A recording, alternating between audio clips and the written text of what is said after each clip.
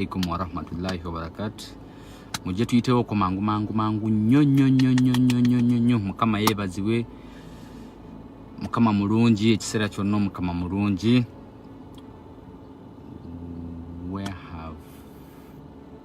have you been, son?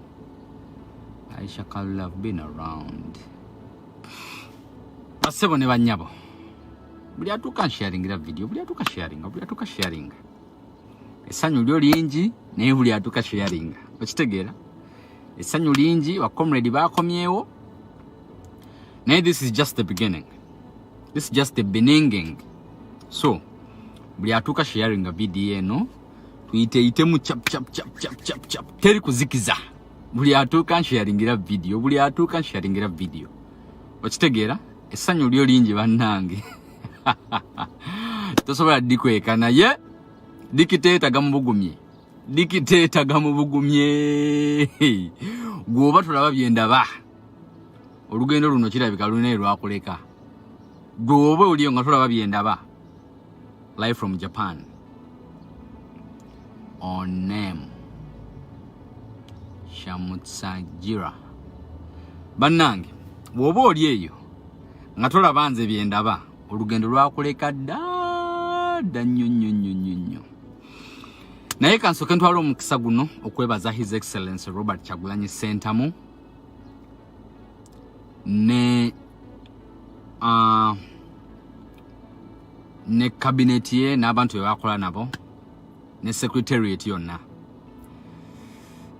Bukedde olunaku lwaleero ng'essanyu liriko bannayuganda,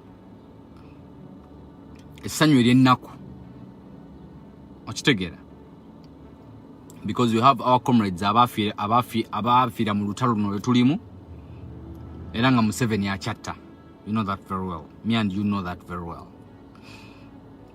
Kati simanyi tusooke ku COVID-19 pandemic oba tusooke ku ba comrade baffe, kubanga we have tulina okubriefinga Edi Mutwe ne tubriefinga ne Nubianiri ebibadde bigenda mu maaso nga tebaliiwo okitegeera, ne tubriefinga ne baganda badani magic ba Geoffrey Mutale. Kale osiba otya Geoffrey Mutale emyezi 6 Geoffrey Mutalya bannaye nawulidde nalabye kasajja kattu Geoffrey Mutale omusibe emyezi 6 kasajja kattu bambi. Osibe Geoffrey Mutale emyezi 6, osibe Sky Soldier emyezi 6.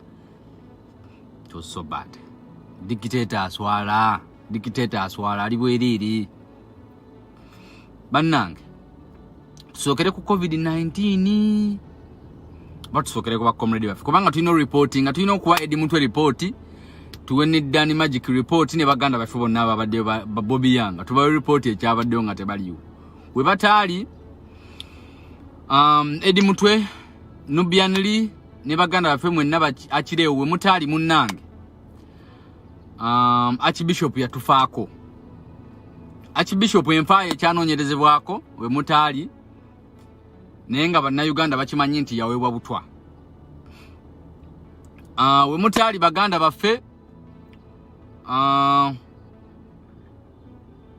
President we Tanzania yafa, Mafuguli yafa, ensi neekaaba nnyo naye situmanyi oba Museveni waalifa Uganda erikaaba. We mutaali baganda baffe bintu bingi ebyagenda mu maaso. Event ye yaliwe y'amaanyi awo munzijjukizeemu ako. We mutaali Katumba yabadde agenze. Edi Mutwe w'otaali Katumba yasimbyeyo kitooke naye mawulire mabi nti muwalaawo ate yagenda. We mutaali ba comrade kambajjukizeemu nti penge yaddayo mu NRM. We mutaali comrade wange Sky Soldier baba siba naye nga ate no waliyo transfers ezigenda mu maaso ez'abalwanyi be twali tumanyi nti baliko front line. So penge yaddamu n'akola transfer endala n'addayo mu NRM. We mutaali nga anoonya kawogo. So we mutaali so many things unveiled byanfoldinga bingi. We mutaali Ashbaga Kato yawa Mark Zuckerberg ultimatum ya mwaka gumu ultimatum eyo nga wegwako nga tebamuziza ku Facebook lujja kuba lutalo. Yeah, we mutali, so many things happened. Ochitegera penge yatandika okwogera Olufalansa. Basebo ne bannyabo Uganda weeri ekaabya naye kansoke mpe credit president w'abantu, president omulonde wa Uganda Robert Kyagulanyi Ssentamu. Ne Muzata yatugendako, by the way, Sheikh Nuhu Muzata yatugendako, inna lillahi wa inna ilaihi rajiun. Kati sawa ya lugambo hino babu yatuno babriefinga bani baba besiga nawe batalina kwesiga kubanga kati bagenda okomaonga ebintu byakyuka. Basebo ne banyawo kansoke ntwalo mukisa guno yanze president wange Robert Kyagulanyi Ssentamu. Robert Bobi Wine Kyagulanyi we bali kujja mu politics w'ababyawo, we bali kujja mu bafere bano kubanga eri weekend nina jenali nina I was invited somewhere mu state bajita mu state ya Georgia, so I was invited nengendayo. It was a party kalika celebration. Then this weekend I was in Ohio, and whenever people power from Ohio, salute, large upon yourself. Woboli people power ngobere Ohio, please respect and love. Mwebale nnyo byonna byonna mwakoze ku weekend. Thanks for everything. Byonna mwategese kyabadde kyakabi nnyo. Wobeera if woba obera mu state ya Ohio ng'oliwa people power, salute. Mwenna betwasinkanye betwabadde nabo, mwebale nnyo byonna bye mukola. Natambuddemu akaseera kano naye kambabule my findings.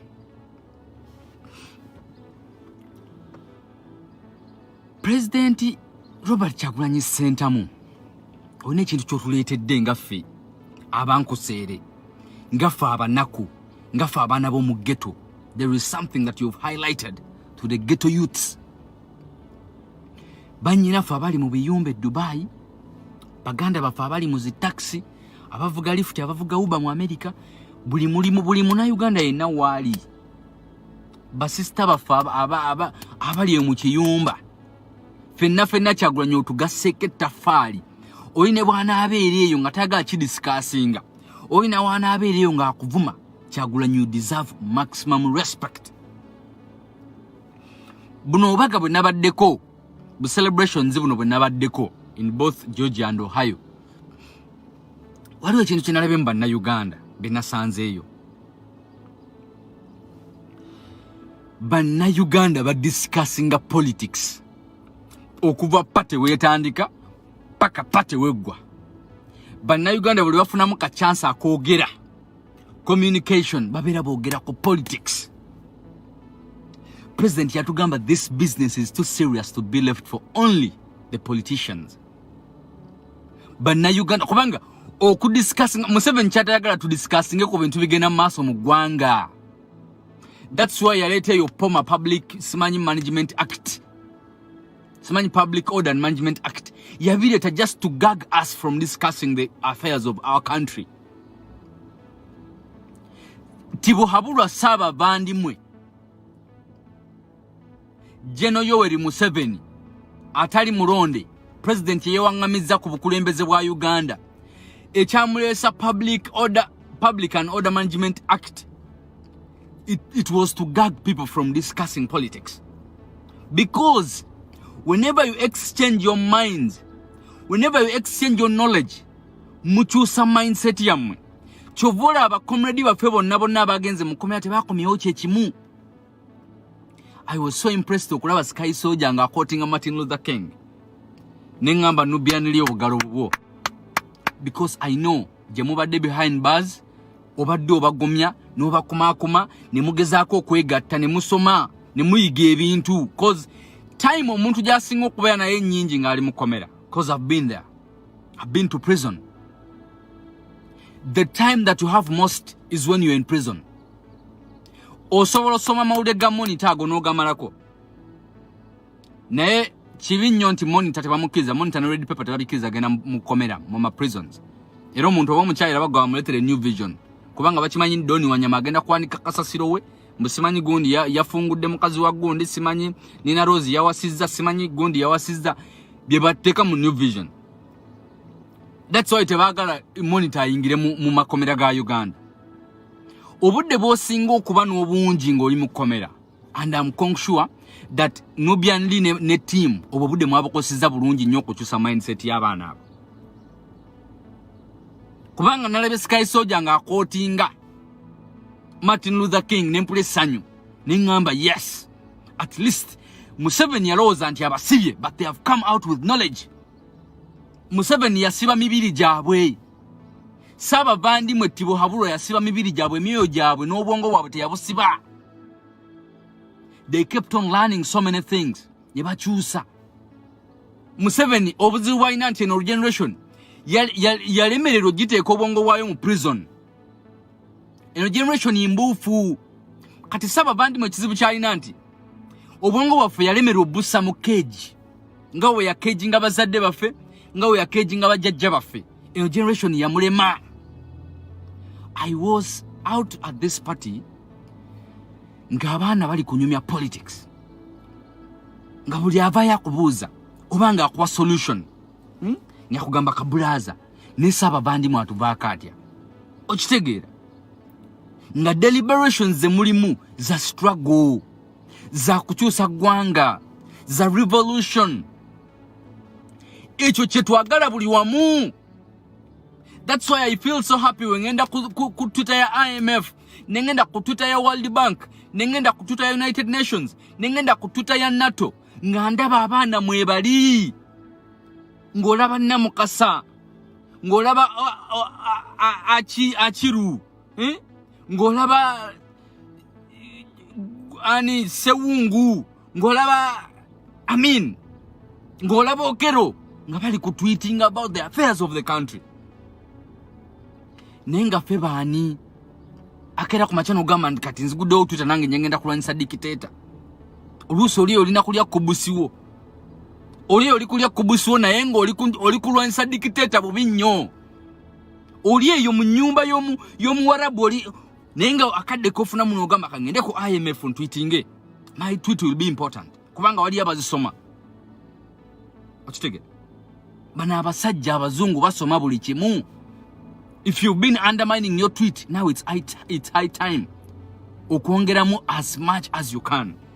Ni woboli ngo tudoli kati Museveni webuzo bwalina.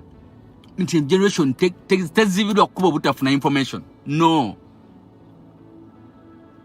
President Kyagulanyi Ssentamu mwe tuzi okusa. Weba tulaga nti mu Uganda tulina mu stake.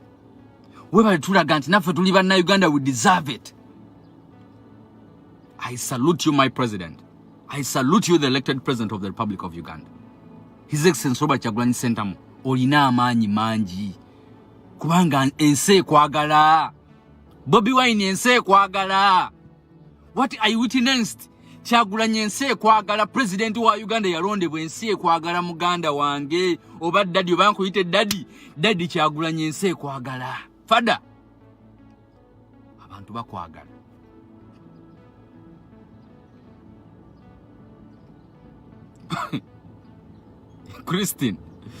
Christine generation tajimanye eno. Kyagulanyi, people love you and people respect you and people respect your decisions. Okitegeera president wa Uganda abantu bakumatira mwana Bobi, Katonda yakuwa omukisa mwana, ate nembera gye weeyisaamu Kyagulanyi mwana oli musajja wa amaanyi nnyo. Era Kyagulanyi gwe kagwa asobola okuyunitinga Uganda kweno division eriwonze nkubuulira. Kubanga Kyagulanyi gwe asobola okuyita omukyoli n'omutuuza wano, n'oyita omunyankole n'omutuuza wano, n'oyita omwiru n'omutuuza wano, n'oyita omugisu n'omutuuza wano, n'oyita omusabbini n'omutuuza wano, n'oyita omusoga n'omutuuza wano, n'oyita omukyoli n'omutuuza wano, n'oyita omukaramoja n'omutuuza wano. Nemugamba it is time for reconciliation. Omuntu omu gwasobola okikola Bobi Wine gwe kino gwakisobola. Gwayina command. Gwe tewali weebuuzizzaako nga abasajja abaludde mu politics ba respecting omusajja oyo yakajimala mu politics emyaka 3.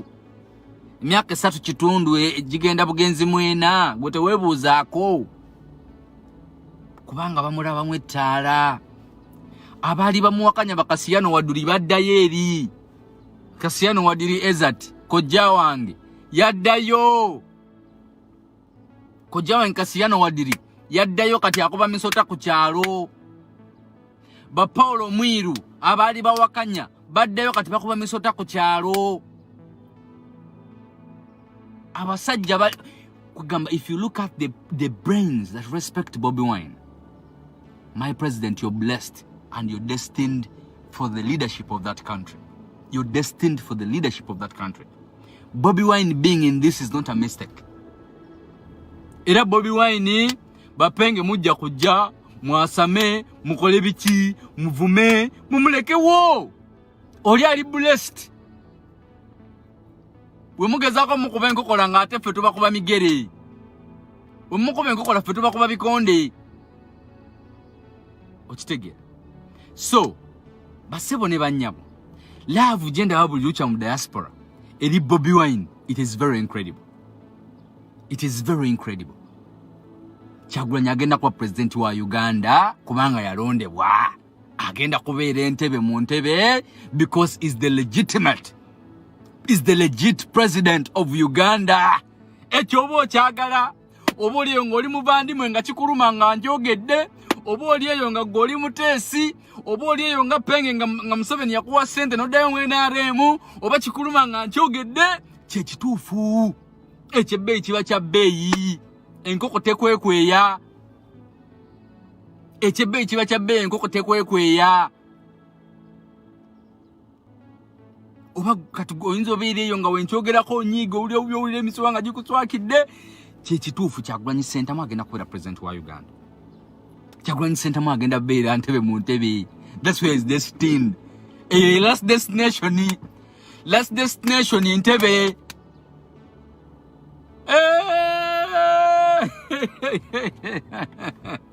Jajja Tiibwa afunye obuzibu. Kisooka when we government was launching a budget, if we launch budgets tukola estimate ne tugamba nti population yeno tugenda gi collecting mu buwumbi 10 then tujuzeewo ku sente zaffe ne tugamba nti kati nga saba bandi mwejuzi yakola budget n'agamba about 22 trillion zigenda bva mu banna Uganda zigenda supporting a budget ya 44 trillion. Kati nga abaze nti omusolo ogenda kuba mu housing and other things, the 22 trillion Ugandans should raise.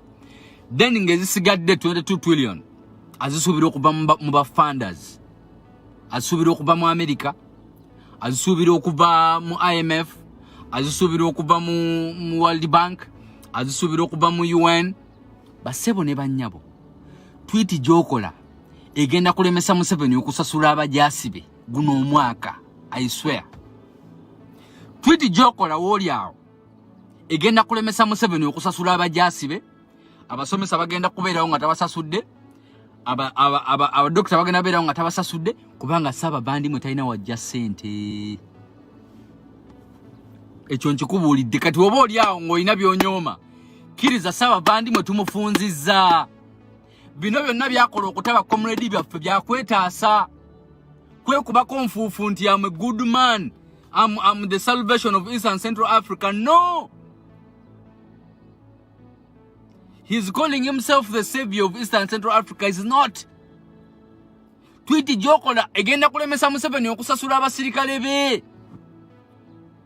Tweet gyokola egenda kulemesa Museveni okugula emmundu kubanga kati ajja kuba ali ku basic. What is now the basic requirement for Museveni to do right now is to pay the army, not to buy guns.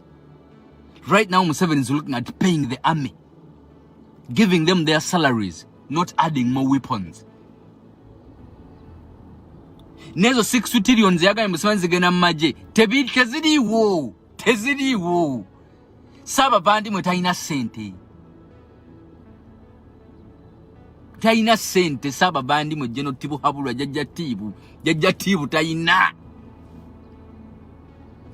Kati agezaako tuugula bintu bingi bi okaringa twali awo ne watuletera debate ya speakership nejja mawulire speaker olanya alwana ne Kadaga Museveni abayise weekemu olanya alondeddwa week yaddako bichi balesa ebibozi ebirala ati sawa zino Katumba amala kimulidde Katumba amala gamukubye tuzze tukwerinze Museveni lwaki Katumba amala jena ali ku ddala lirimu naawe akubwa amasasi mu byekyono ne bwe kitebe kisirusiru Museveni nga talina answers solution je yatuletera nani Nabulime ani yatuletera oyo Kiddawalime kutunyumiza kugumya Katumba amala imagine yalita Kiddawalime agume jeno nti Uganda limu security kwegamba oyo Kiddawali bamwitani omwana nabatyala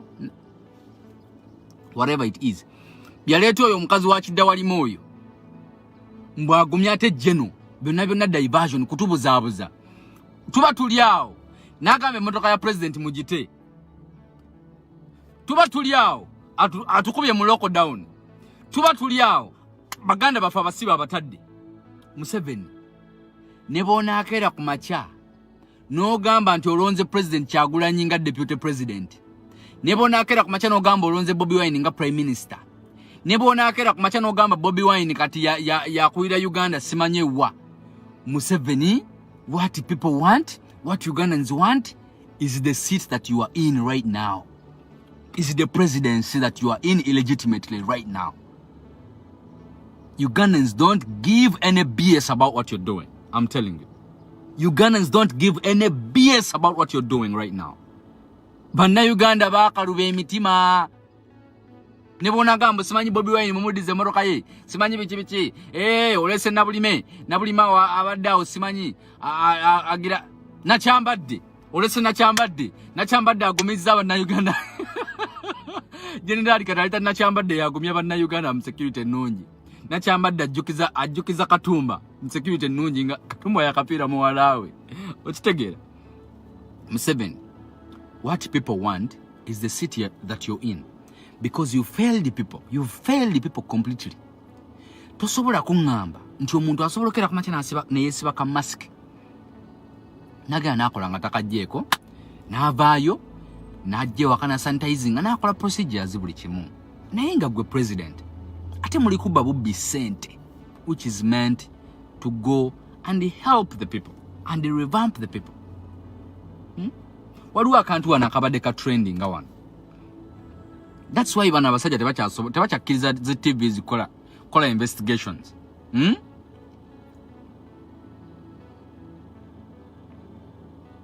Ugandan government received $1 billion in the form of loans and grants, including $491 million from IMF, $300 million from the World Bank, $15 million from the US Department of State, $10 million from USAID, and $24 million from EU member states. The funds were supposed to help in facilitating and hiring more health practitioners, equipments, COVID sites and test centers, help small businesses, food assistance to the vulnerable, but most of all, procure the adequate medical supplies. The PPE. $1 billion ezo bazibba. $491 million from IMF bazibba. $300 million from the World Bank bazibba. $15 million from the US Department, it was stolen. $10 million from USAID was stolen. 24 million euros from European Union member states was stolen. Banna ezino sente nga togaseko simanyi 39 billion bana Uganda zibasoloza Uganda shilling zino sente zona zino mu pandemic yasoka Museveni yafuna site zisobola tuyamba. Newo tunula documentary NTV je yakoze buli company ya creating basamu kutesa n'abaana be.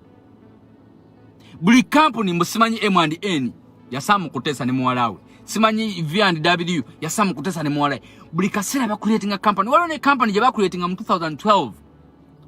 ngaba simanyo abali bategedde ndi pandemic igenda kujja kubanga nayo yakutetenda mbuyagala simanyi ku supply nga simanyi PPEs pane zino sente zonna zino ze Museveni ze yewola on behalf of Ugandans agenda zijja wa agenda kuba afudde agenda tulekera bizibu tibu habula jajja tibu saba bandi mwe Museveni Yoweri General agenda tulekera nnaku sente bazigabana ne basamu kuteesa n'abaana be ne Museveni all this money okitegera mukazi we yagenda nakwata contract yawo mukazi wa Museveni 73 billion Uganda shillings obuwumbi 73 babuwa mukyala Museveni agule TVs ne radio n'obutabo obw'abaana okusomerako during that time naye nkakasa kireka talina district n'emu yafunako radio ne TV mukyala Museveni $73 billion ziruwa 73 billion shillings ziruwa zebakwa mu parliament. We are not stupid. Museveni, we are not stupid. Saba bandi mujja tibu tetuli basiru. Eno generation nebo nagezako jikanga no siba no kuba amasasi no kolachi. This generation is here because they know their rights. They know they deserve better. Like how you're planning for your children. Like how you're planning for your sons and daughters. Mubye otafire babye oje mu muhwezi babbetaka oyo otafire naye abadde mu land wrangles otafire ayina kwa mu prison dena atwine ogenda kumukomera kubanga basebo ne banyabo if just TV nga NTV if just any TV mumpulire any TV yonga TV ebayo nekola investigation yayo nga TV nesanga loopholes zino into the spending of public money, into the spending of taxpayers' money, into the spending of the loans that were acquired on behalf of Ugandans. Nga just NTV yakoze investigation yayo ne unfolding ebintu bino ne discovering ebintu bino ebibye mukola katutekaho independent audit bichiye mukoze ebibye tutamanyi dehana atwine komera likulinze otafire ekomera likulinze jimu muhweze komera likulinze Museveni bawalabo amakomera gabalinze Natasha ekomera limulinze Diana ekomera limulinze cause you're working for those sicho amakomera gabalinze and they will answer for all this money some kutesa abana ebonna ababana babiri abawala babiri amakomera gabalinze because mwagano kuba but you stupid thieves kwegamba omululu gwabajjula nti mulya ne mweyira ne kungoye mubba you still stupidly kwegamba mukozesa stupidity ne mujireta mu B. No wonder you're such dense. No wonder saba bandi mu advise naze mu mwanfu kubanga muri dense mwaswade n'okuswala kubanga juzi mwaise CNN e Kampala. Larry Madoa was in Kampala, CNN. Nendaba ka video akabade katambula ku CNN. Mutadde omuntu ku omulade wa COVID. Mubali muta yako oxygen. Naye nga doctor ali bare hand. Nenseka nengamba naye Museveni abamu advising abali so dense. Museveni, why do you pay those people to advise you? Why do you pay such dense people to advise you? Saba bandi mutibu habulwa. Why you pay such dense people to advise you? Kubanga mwagala kubate muli basiru. You're trying to steal but you're stupid. A doctor was using bare hands to put oxygen, to put on the oxygen mask on the patient. Bare hand. Which COVID is that? Is COVID in Uganda different from COVID in other countries like Brazil, Italy, and other countries? Is that COVID different? Which COVID is that? COVID wa Uganda ye simutegeera. Omusiru yakutte mask bwati. n'agiteka oxygen mask eyo babateekako n'agikwata bare hand nga CNN eri mu recording is on record. Museveni, why do you pay these people? Museveni, why do you pay Diana Atwine? Why do you pay Diana Atwine? Wali ono mukazi ono simanyani. There is this woman, wali omukazi atero kwa advising asaba bandimwe. Yo, muri basiru. Which COVID is that? COVID is doctor. Now have you doctor? I've seen doctors in New York, in New York City, where the epicenter was in the whole world. Now have a doctor be Wuhan in China. Now have a doctor be Italy. Nga bali kuyingira gundi rooms ezirimu abalwadde ba COVID. Nga toyina kyolaba ku doctor. Because I have a friend who is a doctor here. Nga agendayo babiri. Actually babiri wali omukazi n'omusajja. They were dealing with patients of COVID. Nga bambala ne yangamba muganda wange. Omusajja akuwa $7 per hour naye nga nawe owulira nti ozikoleredde.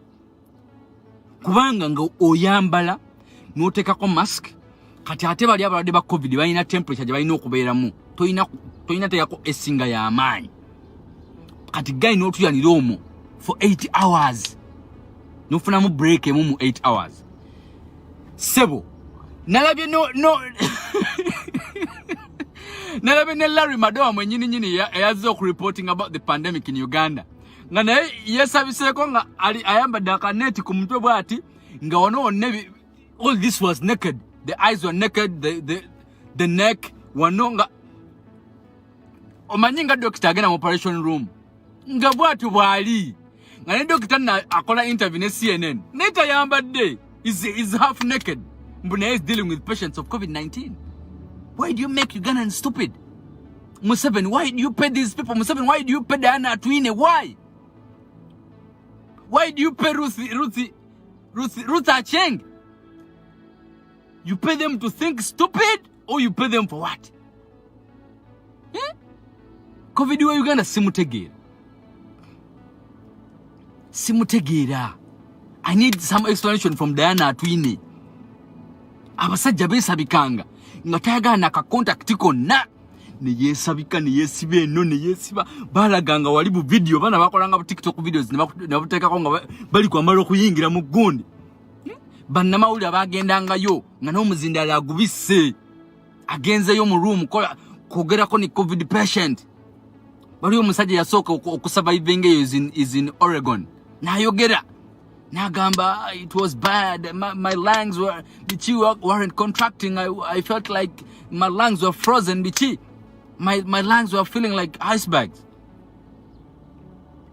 What's the Nayenga azomu interviewing ina yesabisai akuto muzina unagwa kusabise kugamba today. The condition is very tense. Namusembelezo muzina unayenga akola interview alieno. Yes, sir, what do you have to speak about the way you're feeling the past 2 weeks? How were you feeling? Bichi, how was the ventilators working on you? Bichi.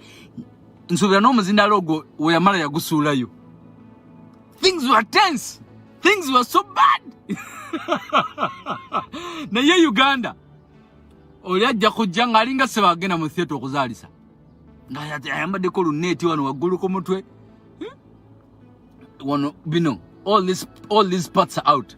Amatu nsingo ayambadde ko no mask. The eyes are out. Wano the neck is out. Here is out. Ne wano ayambadde no gamba bannanga. Museveni, if you want to steal, you steal with this is what we call stealing with impunity. In fact, impunity is just something that romances that coward, stealing with impunity, but this is stealing with stupidity. Impunity would be so logical. Nti impunity kantu karuzungu nnyo kaba elite. Ochitegera.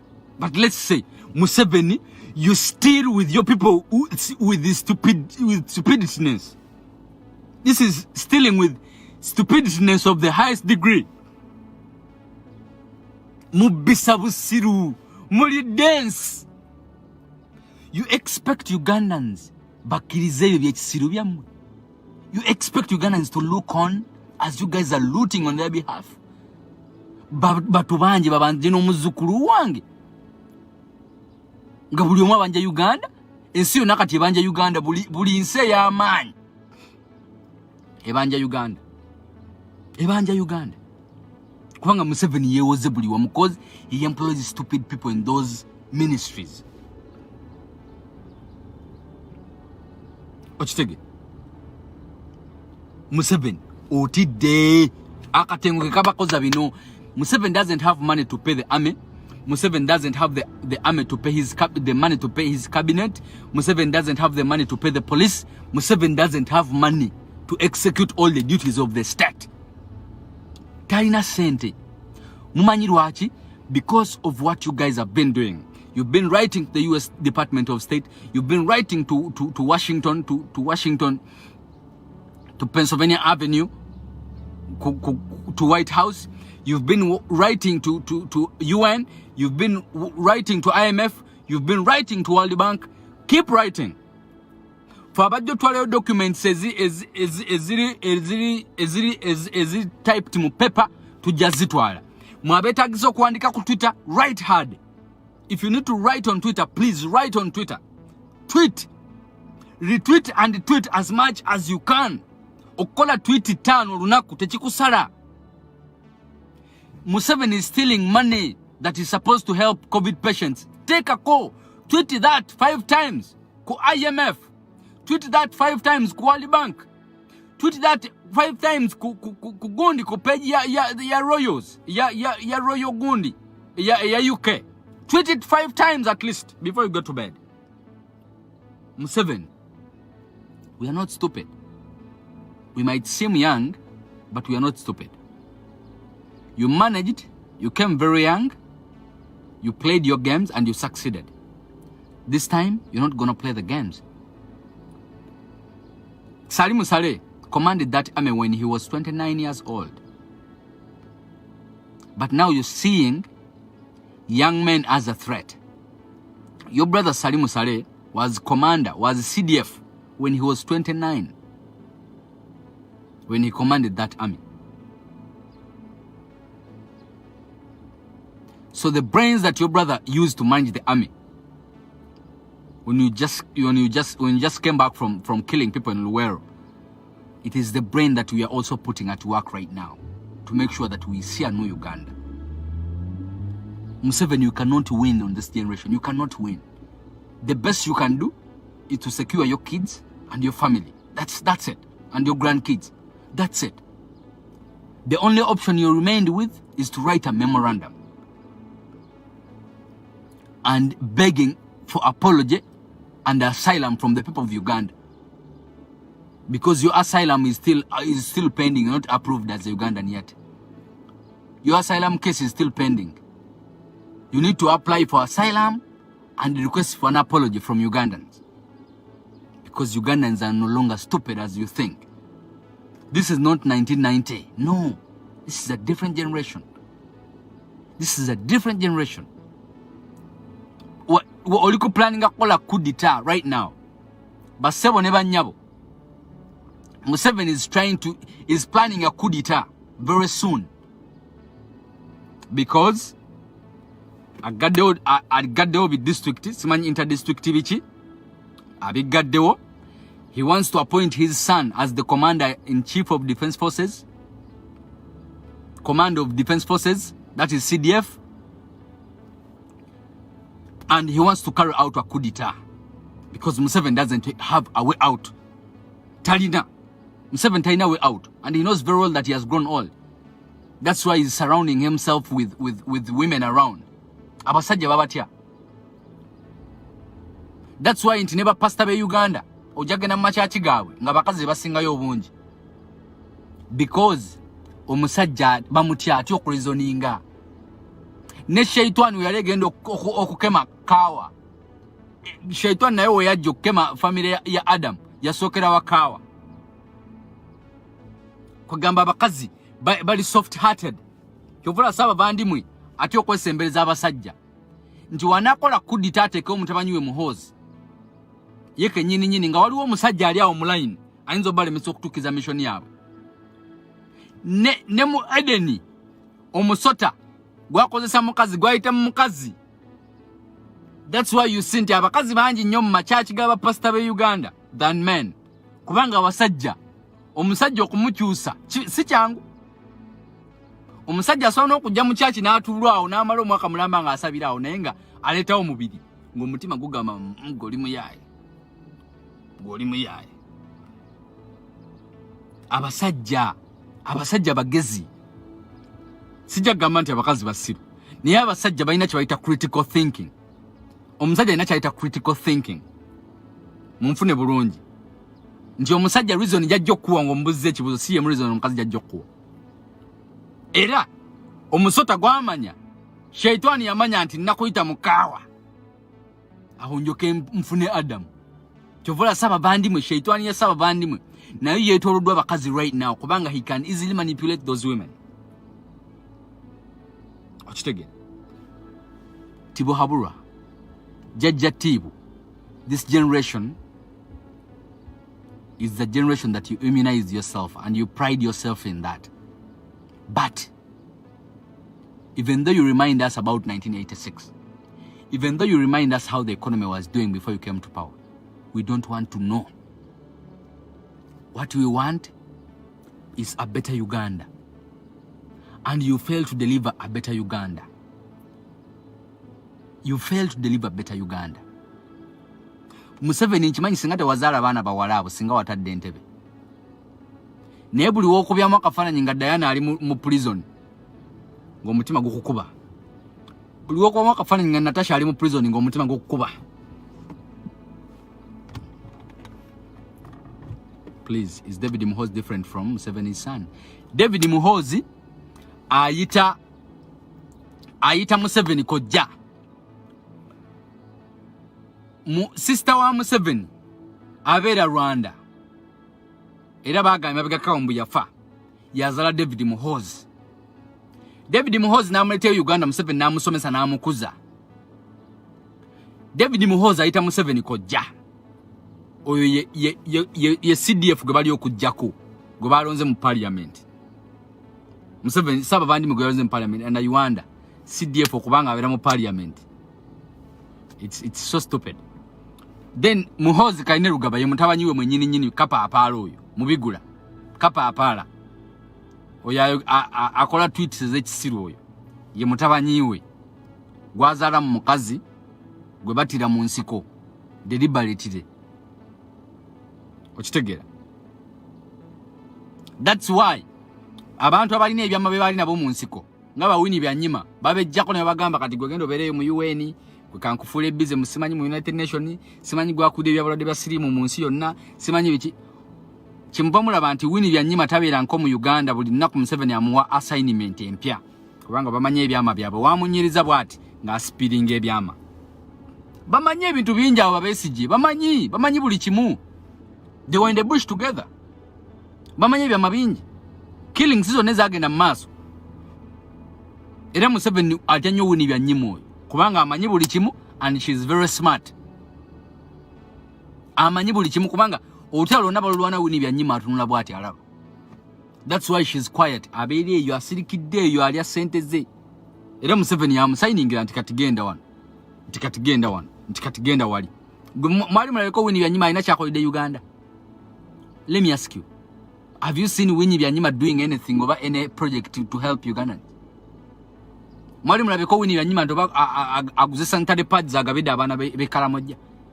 Have you seen her do that? Mwali mulabeko Winnie Byanyima ndoba aguze ebyalani 30 nja atandise okatasha institution ali wali awe asomesa abana kutunga. Mwali mulabeko Winnie Byanyima ngakedde ku machanti oba kale kangulya abana bo mu Northern Uganda bonna ebitabo. Ninga mmanyi sente zafuna omwaka okuva mu UN. Lots of money.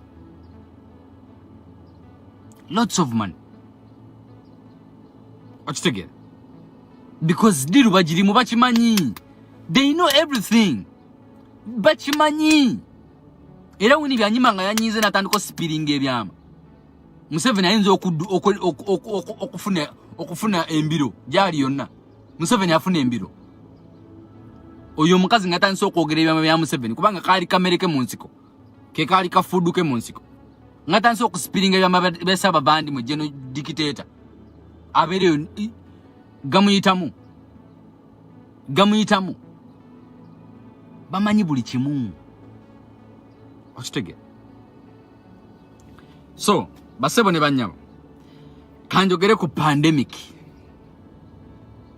nga wemba gambye genda ku page Larry Madoa olabe how Ugandan doctors are treating COVID-19 in Uganda. That's how you will know that Uganda you have miraculous doctors who are sent from heaven. They don't contract COVID-19. They are very safe. Ochitegera kati go kwate sente 73 billion musabe supplementary Rugunda. You have to answer so many questions. Rugunda ogenda Mukkomera Rukahana Rugunda wabba sente z'abana Uganda za COVID ze basonda Rugunda. You're going to prison. Ekikulu eno the generation ekikulu yasalawo tetucha lulinga BSJ kaya agamba Museveni nti Museveni oli mubbi. Kati Facebook yo name gamba nti Museveni oli mubbi. Luli ebyo bigambo twabirekera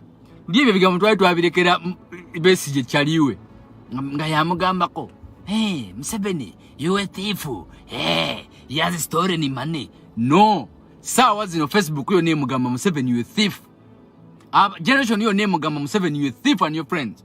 Rukahana Rugunda, if you don't plan smart and clean yourself, you're going to jail. Time is coming. Yesterday I was watching Mobutu Sese Seko's palace. Muyaberiranga nabogola in the north part of Congo. Nabogola kati aliwa. You're going to jail. Rukahana Rugunda ogenda Mukkomera.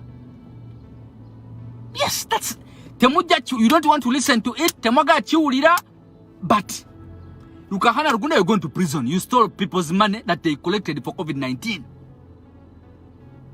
to help in the relief. Rukahana Rugunda, you bought rotten beans for Ugandans and the rotten milk for Ugandans. Rukahana Rugunda, you're going to jail. You stole people's money.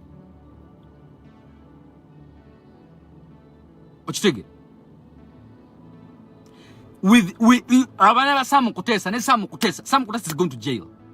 Abana bagenda Mukkomera because no one will give you refugee. No country will give you asylum. Kubintu byemukoze teriyo. Luli mwalindanga mulinde BSJ ajjo mugamba nti mubbi. You wait for BSJ to tell him that Museveni is a thief. No. Nedda. Emitima gyakaluba obachi Museveni panna Uganda bakukowa because you're just stagging the country. Mwachifula kyabanganda mikona mikwano. You can't punish them. You can't crack the whip. Tosobola. Era kimanyi oli awo lwakubolooza kumbalawo Natasha ne Diana nga bali mu prison. That's why olemeddewo ogenda noloozaamu kadayana kange kali mu prison ng'ogamba sina gyendaga. But eventually you're going saba bandimwe. Basebo ne banyabo, there is something that happened over the weekend. This one I have to say, I have to confess this. Oli dwairo limu liri mu Kampala omwo lyamaanyi wendyogera muyinza okwesikamu lyaba obanjogere eddiini mwe ligwa. Sijja kwogera eddiini mwe ligwa kubanga tulina amalwaliro mangi agatambulira ku maddiini. Tulina ery'Ekibuli, ery'Abasiraamu, tulina ery'Emmengo, tulina ery'Ensambya. Tulina amalwaliro mangi nnyo agatambulira ku misingi gy'abanaddiini agali founded by these religious organizations. Waliwo yesterday waliwo yankubidde essimu ng'akaaba maziga nanyumiza nangamba one of the things that happened in the hospital. Yangambye yatwalayo mukyala we nga mulamu ng'ali lubuto lwa myezi 8 kitundu. Mumpulirize. sometimes bano bajaloza no propaganda because be bakirimu be bagalo kiretawo ate batulaga nti it's propaganda. Okitegera mu sharing the video eno njagala video eno etambule.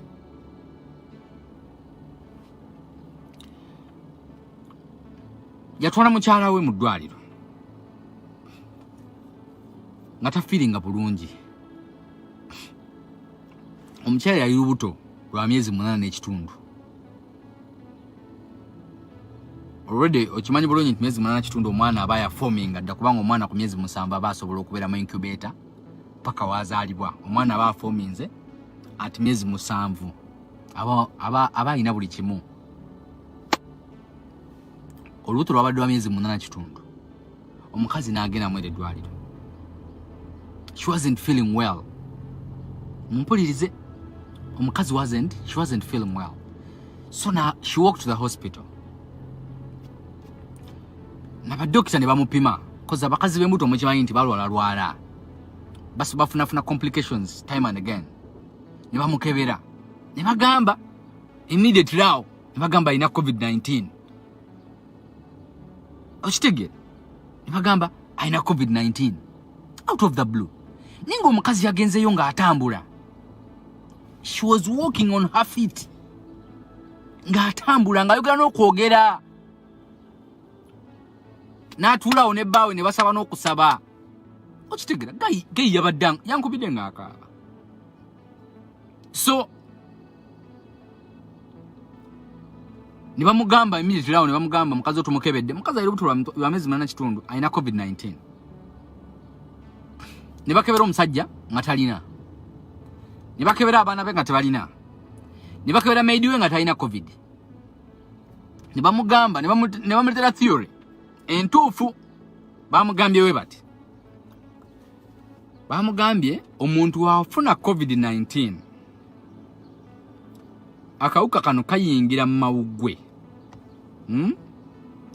Ne kagalya ne kaga freezing ne gabanga ejjinja. Ne gaba nga tegakyasobola pumpinga oxygen to give to your blood and your body. Then awo babeera balina kussa ku ventilator in that period. Naye ekyo kituukawo after 14 days. COVID kituukawo ekyo after 14 days. Nikyuka happeninga. Wogena mu 20 days ne bayuka bakuteeka ku ventilators. Kati bagambye gayi bambi nti omukazi alina COVID. Kye tulina okukola tulina okumulongoosaamu omwana immediately nga tannatuuka luli nga COVID ono afuuse mu kakali.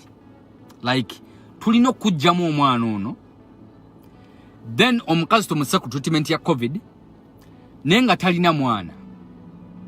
Kubanga oyinza okwekanga ng'ogenze ku oxygen.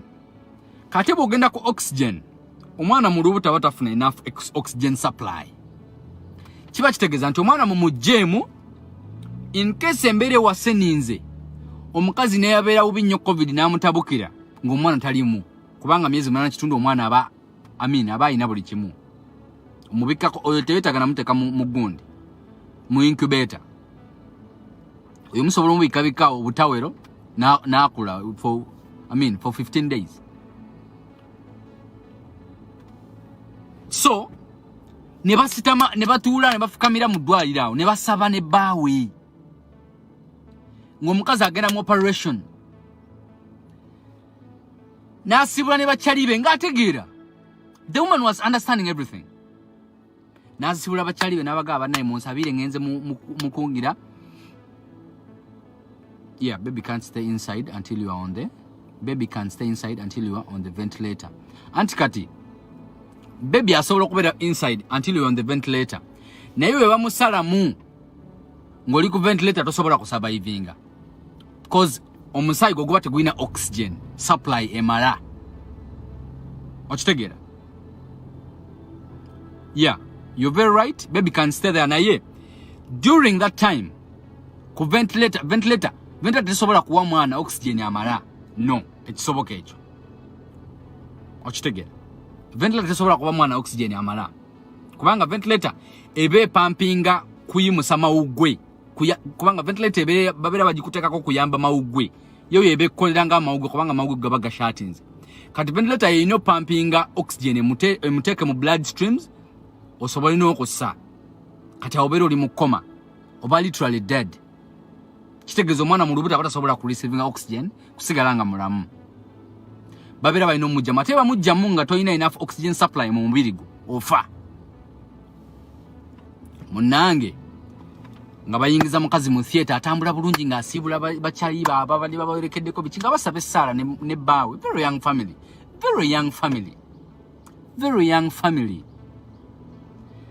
nga balongoso omukazi nga operation ebera successful mumpulire operation ngebera successful nga bajjamu omwana nga bamukwasa omukazi nga abeerawo nga babeera happy after 1 hour ni bagamba omukazi afudde. Very young family. I'm talking about a young family of 32 years, 34. Sajali 34, mukazi ali 32, 31. Very young family. After 1 hour, nga operation yewedde. Ba doctor ne bajja ne bagamba gayi mukazi wazirise nafa. Nga zene ngulu nayogera kawo nga bamutaddeko mask ne bamukwasako n'akaana ke ne bakajjawo ne bakawa gayi. After 1 hour omukazi nafa. I'm not a medical doctor. Sibimanyi nnyo bya busawo. How do you carry out an operation? Omuntu n'omujjamu bulungi omwana. After 1 hour nafa. Nga tekiri deliberate. I don't get it. I don't understand it. I don't understand the logic in these hospitals. Sichitege. Era I'm sure abantu bonna abali malwaliro, and there is another case that is also there right now. Nti oyo chali yampadde namba ya chalo mulana nkubira nangamba mukazi wange bayagala domo operating naye mukazi yafuna covid. That's what they allege. The mukazi yafuna covid nga irubuto nero lwaliru myezi 7 kati mbo mukazi ye she was induced to coma. Akyalina omwana mu lubuto, akyalinamu entunnunsi, naye buli naku badokita bamugamba tajja kuwona, leka tumusale. Sente nyingi biki tugenda kubanja milioni 6 by the time you finish the treatment in this hospital biki bile genda kubagula, leka tusale omukazi yogenda mufiirwa. Signing nga tusale omukazi tujjemu omwana wo. But how do you tell a man to sign on the death certificate of the wife? To sign for the murder of the wife? How do you tell a man? Musajja kyoyo ne waba Museveni ne waba saaba yekera Museveni eyatta abantu miliyoni namba ne yasejuza abantu mu November tasobola kusayininga nti mutte mukazi wange Janet tasobola. But these doctors are always rotating on the guy. Sayininga wano tujjemu omwana omukazi bamuteka mu coma. They induced her to coma. Ochitegera. These are both young families. Simanyi kati bana basajja babagezako kulinyisa mirambo ja covid bafune sente mu IMF. I don't get it. Babagezako kwekeza ja rating akututisa bana Uganda anti covid jali sikitegera. Obabuliddwe engeri gyo tusibira mu mayumba bagezako tulaga anti covid jali sikitegera. Museveni ne bakyalibo. I've told you nti Museveni, whoever you pay to lie to you, you pay fools. And you can't lie forever. You can't do mischiefs forever. No. Bitukani bivayo. Tuganzaira mu bitoke kati wabula. I think that is the way. Omukazi bamu operations bulungi nadde engulu. Ibagamba after 1 hour mbu afudde. Era right now abasawo wogenda yo mudwairo nga mukazi wa irubuto bajja kupa papa operating. Let's operate. Aina covid bichi ne waba akola bukolozi just a simple flu. Bajja kugamba aina covid operating. So waliwo ababiba organs nabo bali yao. Nga yagamba kidney nzigula mu kitundu ogwa $5 ezo miliyoni 5 za Uganda. Omutima ngugula $1,000 eza $35 eza dollar. Ezo mutwalo gwa dollar $35 eza Uganda. Nobody out. So kati tumanyi, are we dealing with the organ buyers, organ dealers, oba tuli kulingana COVID, oba tuli kulingana IMF exaggeration we Museveni sent? What is happening in my country? Pana Uganda. Teri muntu akubulira story tano nga zonna nfu. No. Tekisoboka ekyo. These people are doing this thing deliberately. Abagala IMF bawe sente bataddeyo zironi zaabwe mu World Bank kubanga kyenkugamba Museveni talina sente zigenda sasula bakozi be. Museveni talina sente zigenda sasula basomesa. Museveni talina sente zigenda sasula basawo. Museveni talina sente zigenda sasula ochitege. And these are all hospitals of integrity. This hospital is an hospital of integrity. Sijja jogera linnya. But it's an hospital that you can rely on. Ochitegera. Usidwele losobola ogenda mu ntwala y'omuntu oba tutayo jajjawo nomanya nti agenda kuddengula, agenda kuwona, agenda kusurvive. Nebyo byonna biri corrupted. Ochitegera. Kati wa organize yakola. Kubanga dokita wakutunulira. Dokita buli wakutunulira bwati akola $8,000,000. Amanya nti kidini zagumu kitundu ezo $5,000,000.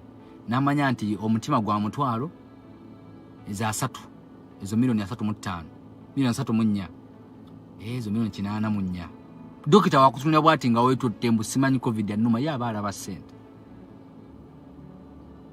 Kati nga we batuukiza ekigendero kya IMF oba diru zaabwe ez'okufuna mu sente okuva mu bafunders. Nowa kidini alikola. Nowa emitima alikola. Nayagala obusomi akola. Kubanga bone marrow is one of the most expensive organ on the human body. Obusomi obwo mbulabo bwa bei. Obusomi obwo bwa bei nnyo. Kubanga bukola omuntu omulimu gw'amaanyi mu system y'omuntu. Okitegera. Kati bali awo bagabana nti bone marrow wa gundi, omutima gwa gundi, kidini za gundi. Bakulaba ozeo okolola bwoti oli bubi. Ninga obatanse bakuliddemu da sente. Bakuliddemu da sente. Complaints zisobola kuba 10 nga zonna nfu. Never. That cannot happen. Tutegeera Museveni, this generation understands. If you're paying these people to think for you, then you're paying fools. But na Uganda twekaabire kubanga we mufu gw'abayaayi ne mufu gw'ababbi. If you're being led by looters, then you have so many risks to take to survive. Mwino okusurvivingira ku risk y'amaanyi. Nalabyawo Lake Mbabazi. Lake Mbabazi nalabye video yawo n'agamba omwana we yavuddeyo ng'akolola n'agenda mu ddwaliro ne bamugamba alina COVID. Then she thinks that she has COVID. Banange kamba buulire Uganda kati buli muntu akola bamugamba alina COVID. That's it. Uganda, whoever is coughing right now, bagamba alina COVID. Ate simanyi, I don't know why people are even coughing. Oba bafuira bufuyizi Kampala yonna nga abantu bebase ekiro cause helicopters zaali zitambula ekiro kyonna. Paka nakati helicopters kyatambula. Omusajja yabba wini atya. The man is in total panic. Tetumanyi bafuira biki mu Kampala, but most of the people living in Kampala bakolola. Mu byalo tebiriyo cases zino teziriyo nnyo abantu okukola. Ne around Kampala abantu bonna bakolola. Tetumanyi banafusi ate bakola. Kati wokola nga bakutwala. Abagamba ina COVID. Ne obo ina muka kofu katono bwe kati bo ina COVID. Let me tell you. Muzine ensi ze tulimu. I think mu bana Uganda 10. Abana Uganda 6 bafuna COVID nga tebamanyi. I swear bafuna COVID nga tebamanyi. Why would you discourage people who are on the medication that has been there for thousands of years? Je bakozesa mu influenza Italy je bakozesa long time ago. Ngogamba abantu musimanyi temunywa kigaji, temwenyokeza lemon. Naye nga ate ne mu sauna je tugenda babiteekamu. Mu sauna bateekamu lemon mu mazzi gaabwe ne bateekamu ebikoola byaki to freshen your body, to open up your powers on the skin. But you're discouraging people to undertake this because oyagala badukire mu ddwaliro lyo. Okitege olaba ne wano but doctors abamanyi bali babi encouraging ba Fauci nga babi encouraging. Time came in America nga olwala COVID-19 togenda mu ddwaliro nga teri kitanda nga bakugamba if you're feeling sick quarantine yourself, home medicate yourself. Nga hospital beds ziweddewo nga bakugamba self medicate.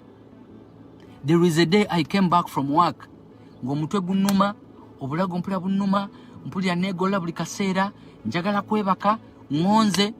Kye nakola nga ngenda nfuna akatungulu, nga nfuna lemoni, nga nfuna ekigaji, nga nfuna jinja. Naye jinja oyo omuteeka mu byogenda kunywa. Jinja si mulungi wa kunyokeza nga agenda mu system mu kiwanga. Jinja ye omuteeka mu byogenda kunywa. Jinja is not so good. Jinja si mulungi wa kunyokeza nga agenda ku kiwanga. Okitegera? Nenyokeza ennaku 3 nga buli nkomawo ku mulimu nenyokeza. Okitegera? Nga buli nkomawo ku mulimu nenyokeza, buli nkomawo ku mulimu nenyokeza. Ni ku muntu yamanya nti ndi mulwadde. Nga buli nkomawo ku mulimu nenyokeza. Kozi nga tutidde mu ddwaliro bakugambye togenda. Fauci yavayo n'agamba abantu temugenda mu malwaliro, amalwaliro gajjula. Nga tetugenda mu malwaliro ng'otyayo. Okitegera? Nenyokeza nenywa ebintu ebyo nempona. Feeling better in a week. Okitegera? Why would you tell people musimanyi temwenyokeza? Why? Bana abasajja balina diru zaabwe. Okitegera? It is so unfortunate in tufugibwa bayaaye. How can someone know that you're serious, yet you're stealing money that was supposed to help them? You've put systems, you want them to work, but you're the one who is again destroying the systems that you put to work. You're the first example in sinning. Gwasoko kusininga. Museveni, you said people should wear masks, people should social distance, people should go have vaccines. But they hear you've stolen money that was supposed to help them. Then what do you want people to perceive? People will always know you be one. This is your deals to accumulate money because you've done this. Mwabako sente za Gavi. That was money. It was governance institute of what? Of immunization something. That Gavi. Ezo sente za Gavi zazina kuyamba balwadde ba sirimu. Ne muzibba. Byonna bana Uganda babijjukira. It was supposed to help the people infected with HIV. Gwe ne Mike Mukula, Museveni Mike Mukula ne mukyala Janet. Ne mubba sente ezo. Kati omuntu abeereyo mu kyalo awulira nti babbye sente, mamanya nti ebyo tebiri serious, obulwadde nawe tebusaaga. Obwo bulwadde bwakusaaga kubanga sente mwazibba nga naye alaba. Bana Uganda, ekigenda mu maaso mu nsi yaffe, it is leadership problem. We lack a president. Tetulina mukulembeze mu Uganda. We lack leadership. Tetulina presidenti.